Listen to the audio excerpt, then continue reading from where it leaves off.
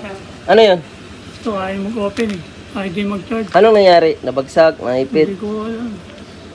Sinabi lang, nawala yung ano. Power? Ay, nagpa-vibrate siya.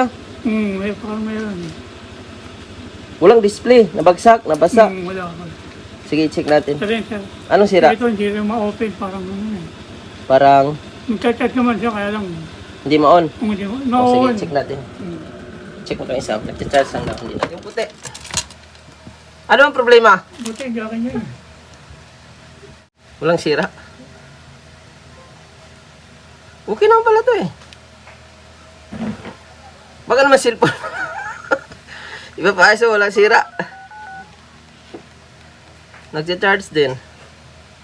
Or baka mabagal magkarga. Obserbahan natin ha. Gakin niya, din yung gakin niya. Sige, obserbahan mo. 51%. Ito yung sayo. Saka yung Pag i-on mo, vibrate lang. Ay, upo i-16. Napagawa mo na to, sir? hindi pa. Vibrate lang siya, no? Pag i-on. Hindi na makalabas ng charge eh. Oo. O pag i-charge mo siya, nagba-vibrate din.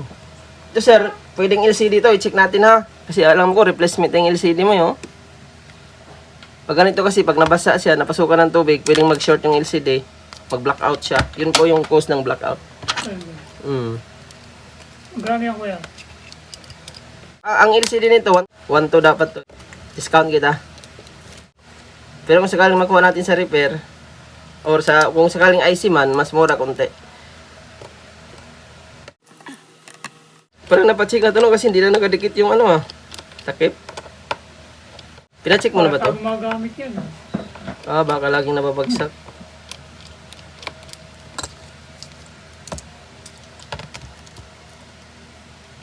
Yung puti, anong sabi? Anong problema daw? Go-open siya, kaya lang parang nare-reboot na eh. Namamatay. Ay, pwedeng sa fuse yan. Check mo. Papower naman siya. Tawagan mo, subukan mo i-call. Yun pala yung problema, namamatay.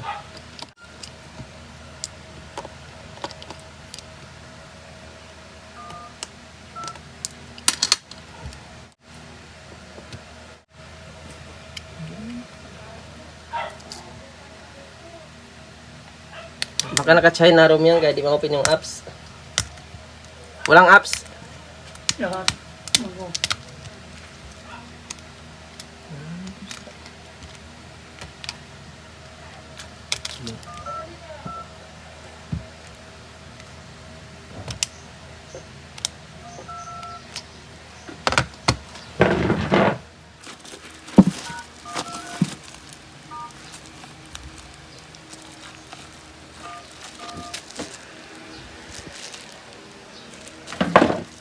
Yung isa mo, dapat alamin mo yung password, sir, kasi i-check natin kung China ROM o global siya. Kasi kung di mo open ng apps, ibig sabihin, China ROM yan, wala nang dinalalagyan ng apps. Naka-China, ano siya, ROM. O yung apps niya.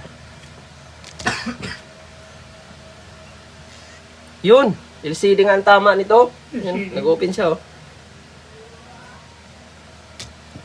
Compatible lang yan sa C11, C12, C15, C25. Nabasa siguro ito, no? Kaya sabihin ng anak ko, anong magbasa eh. Oo, yung cellphone niya. Yun, okay siya. LCD lang to. Try natin ma-repair yung LCD mo, ha?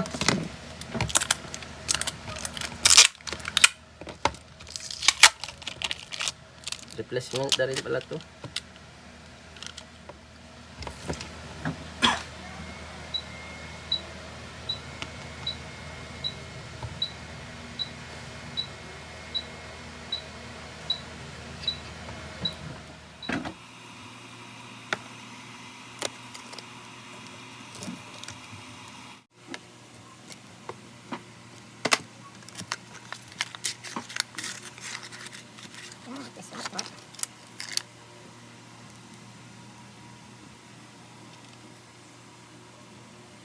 Bagong pagawa mo lang to?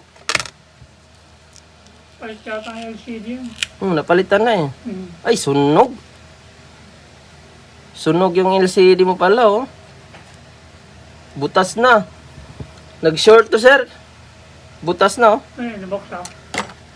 Pwedeng na-overcharge to, no? Sunog na yung LCD, nabutas, oh. Kaya pala kita dito yung sunog. Grabe, nabutas, oh. Bihira lang ito mangyari. No, nasunog yung flex niya, eh. Kaya siguro nag-iinit, oh. Pwedeng nabasa to siya, napasukan ng tubig kasi, ano, nag-moist, oh. Kaya nag-blackout. At nung nabasa siya, nag-short yung flex, eh, nasunog siya, no, butas, oh. Ayun, oh, butas. Kitang-kita yung butas, oh. So, kaya siya nag-blackout. Kitang-kita yung butas, oh. Tubig. Ayan, no? Talagang nabutas. Pag ganito, sir, palit LCD na to. Palitan natin. Sige. Bigay ko lang ng ano sa'yo. 1K, wala nang ano. Taod-taod kasi, ano na yun, discounted na yun. Kasi 1 to dapat, eh. Kasama libor. Bale, libre lang, LCD lang pabayaran ko dito. Ano to, sir? Duda ko na napasukan to ng tubig. Kunti, nag-moist ba? Nung pumasok yung tubig, eh, may laman ng battery, nag-short siya, nag-spark, kaya uminit yung LCD at nag-blackout siya. Yun naman madalas, kaya siya nag-blackout kasi makikita natin dito, may mga moist, oh. Napasukan siya ng tubig. Kaya iwasan mo ano, kahit mabasa lang siya ng konti. Or mapasukan ng tubig kasi yan yung kalaban ng LCD. Butas kasi ang baba nito ay pag napalitan na kasi medyo pag angat ang baba, pag napasukan yung baba ng moist at may laman ang battery, so mag-short siya pag tumama doon sa pinaka-linya niya sa ilaw. Kaya una mag-blackout muna, ay mag-ano muna siya, mag-init. Hanggang biglang mag-black screen na. Sunog na pala yung LCD. Kaya pansin mo, nag-init siya. Nag-init siya pag na-charge kasi nag-short ang flex. Butas. Basa siya. So, ayusin natin to para ano. Pit na pit talaga ba? Kalinisan natin mahigit.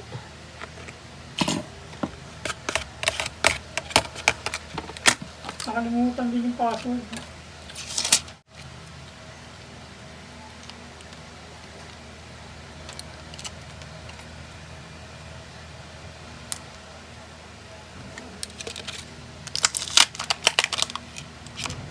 Di ba kaya reformat ng wire? Pwede naman. Kaso lang manghingi din yan ng Google account pag may account. May bayad ang pagtanggal. Kasi kailang. Nakalimutan na eh. Baka naka-China room yan, sir. Pwede natin i-global yan. Kaso mga 600 ang mga gastos. Ako, oo na.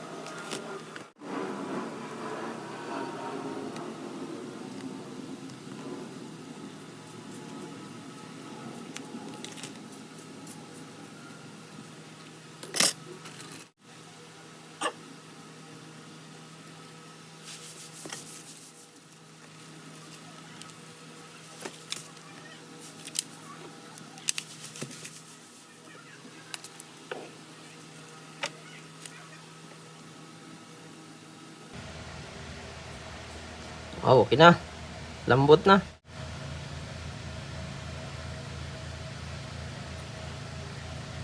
Okay na, malambot na yung screen. Okay na to. Yung isa walang sira. Yung ano pala sir, yung goma 2 hours mo alisin ha. Yung plastic sa taas ng LCD, 3 days to 1 warranty tayo. Para in case magloko, pwede natin palitan basta wag lang mabasag. Pag nabasag sir, wala tayong warranty ha. So ingatan nyo na lang. So iwasan yung mabasa kasi yun yung nangyari dyan. Nag-moist yung ilalim eh. Pwedeng natapunan ng tubig konti. Tapos doon nag-short kaya nag-blackout siya. Hindi sinabi sa akin ang Nabasa siya. Yun yung check up ko. May moist kasi sa ilalim. Nakita natin kalawang. Thank you sir. Sir, thank you. Okay.